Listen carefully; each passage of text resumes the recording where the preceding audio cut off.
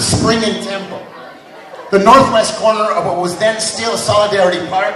The city was preparing its assault on free speech.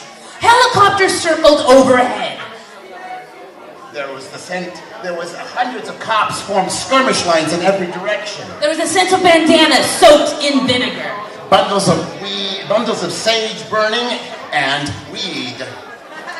A lot of weed. On that corner, floating over the occupiers' tents, was a white banner with big block letters stenciled in black that read, Tierra y Libertad. That banner had traveled a long way through time and space to get to the corner of Spring and Temple. Almost 100 years. It was coined by Ricardo Flores Magón, the Mexican anarchist who made L.A. his headquarters just before and during the Mexican Revolution.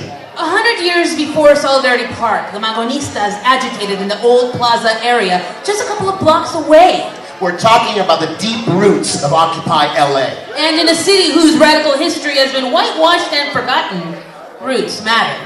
Ricardo was born in Oaxaca in 1874.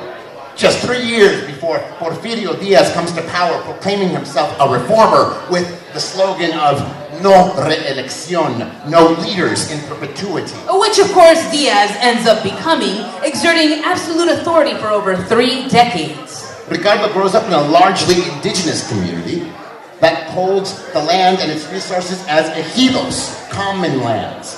This is the very opposite of the hacienda system of private property and peonage that the Diaz dictatorship fiercely defends.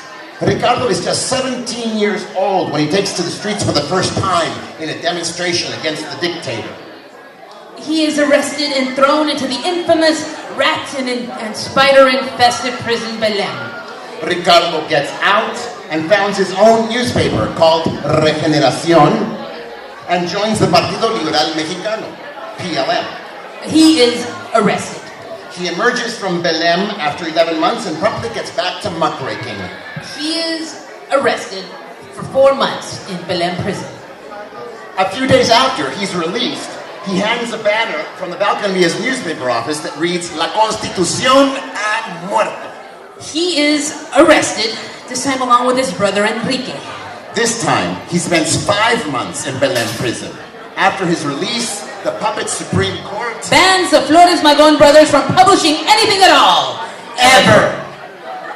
Deprived of their means of communicating with the masses, Ricardo, Enrique, and many of their collaborators decide to flee into exile. They cross the border into Texas. But crossing from one state into another doesn't end their persecution. The brothers set about reviving Regeneración among Mexican exiles and smuggling it back across the border. Agents of Diaz follow their every step. From Laredo to San Antonio, from San Antonio to St. Louis, where they are arrested on charges of defamation for publishing scathing articles about the Diaz regime.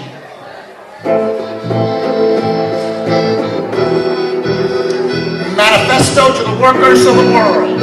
This formidable struggle of the two social classes in Mexico is the first act in the great universal cataclysm which will soon break open the scene all over the continent. And whose final act will be the triumph of the magnanimous formula of liberty, equality, and fraternity, which the bourgeois political revolutions have not been able to translate into physical reality. Because these revolutions have not dared to break the dorsal spine of tyranny, capitalism, and authoritarianism. Comrades of the entire world. The solution is in the hands of the disinherited. It requires only the practice of a great virtue.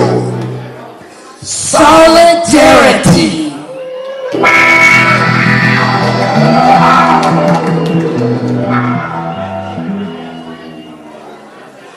Now, Ricardo Flores Magón is on the run again. He heads west to El Paso, then San Francisco, now Sacramento, and finally Los Angeles. Which in the early 1900s is one of the reddest cities in America. Socialists, anarcho-syndicalists, and anarchists exhort the workers from soapboxes at the old plaza downtown. Here, Ricardo meets Maria Talavera, already a committed socialist, and her daughter, Lucia Norman. Ricardo and Maria become lovers. But they do not marry. Anarchists don't believe in such state and church-sponsored institutions. They're much more than husband and wife. They are comrades. And barely a teenager, Lucia decides to join the movement too. Diaz wants to be done with this dangerous anarchist once and for all.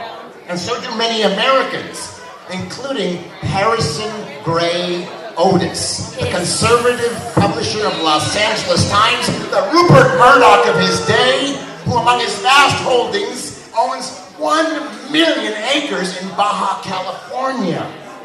The LAPD arrests Ricardo and his cohorts. The sentence is 20 months. His body finally begins to feel the blows of incarceration. In 1910, Francisco Madero, an hacendado and mild reformist, calls for a general uprising and the Mexican Revolution begins. He had once supported Ricardo in the PLM, but now believes their cause too radical. Ricardo responds by invading Baja California. His troops succeed in capturing a string of towns along the border, but Madero counterattacks, quelling the rebellion. The revolution is now in the hands of the old hacendado. And Ricardo is in prison once again, convicted of violating U.S. neutrality laws. He is sent to federal penitentiary at McNeil Island, off the cold gray coast of Washington State. It is a 23-month sentence. Upon his release, Ricardo reunites with Maria and Lucia, Enrique, and his closest comrades from the PLM. Ricardo is in poor physical and emotional health. So they rent a 5-acre parcel of land next to one of the earliest motion picture studios. They live in wood shacks. There are plum, peach, and apricot trees, and they grow their own food, selling some of it at market downtown. The gender roles are equitable. For the first time in his life, Ricardo is living the dream of his revolution. In Mexico, there's chaos, power grabs, assassinations. Hundreds of thousands flee across the border, fleeing the violence. As he regains his health, he starts writing again. He pens a play he titles Tierra y Libertad, a slogan he coined and which Emiliano Zapata has taken up in Mexico. For the moment, in Edendale, Ricardo has both. The rehearsals take place on the commune. Everybody gets a part. Maria and Lucia, his brother Enrique, his comrades in arms, friends, and sympathizers. At the premiere, in a theater on Spring Street downtown, 50 performers and all take to the stage. And shortly thereafter, the LAPD raids the commune. Ricardo is arrested and his belongings confiscated. Miraculously, one of the Magonistas saves the Tierra y Libertad manuscript and hides it away. Ricardo is imprisoned once again. Awaiting trial, he spends his days in the Los Angeles County Jail and then on Broadway and Temple. Broadway and Temple? That's only 1 block away from where Occupy L.A. would create Solidarity Park a century later.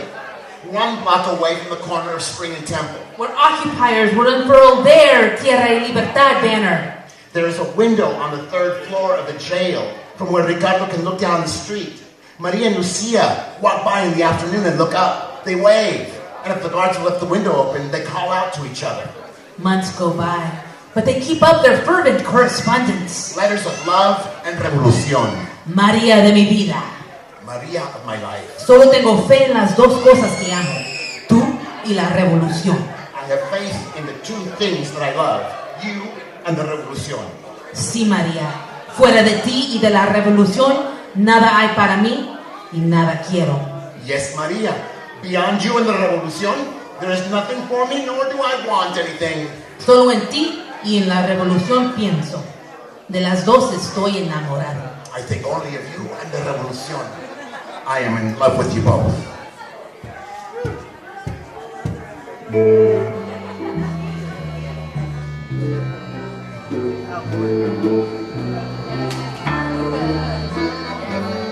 Dated August 28, 1906, Chihuahua, Mexico.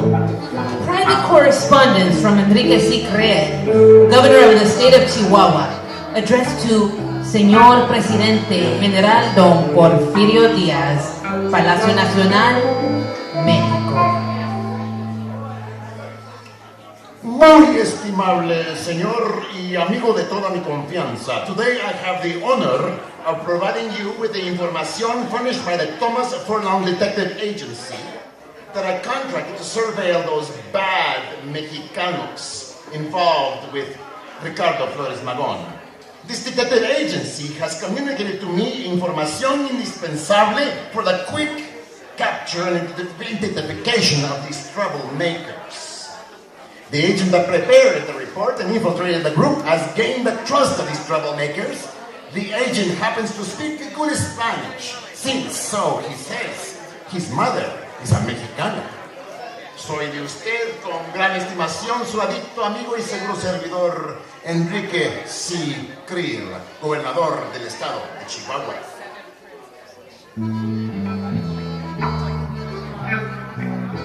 The following is an excerpt from Ricardo Flores Magón's actual file from Furlong's Secret Service Company in St. Louis, Missouri. Agent Ansel T. Johnson, report part 1, dated September 5th, 1906, taken during group infiltration in late 1905. Do you know the editors of La Regeneración? Oh yes, I know them well, as I infiltrated them under your direction during 4 months, posing as an advertising broker. What are their names? They are Ricardo Flores Magón, Enrique Flores Magón, Juan Sarabia, Antonio I. Villarreal, Rosalía Bustamante, and Aaron Lopez Manzano. Ricardo Flores Magón's identifying characteristics: height, 5 feet and inches. body type, Portly. weight, Approximately 223 pounds. eye color, Very black. hair color, Black and curly. skin color. Dark olive.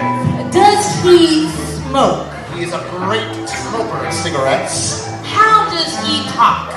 He's rather solid when he speaks, but at the same time rather eloquent. Does he speak English? Very little.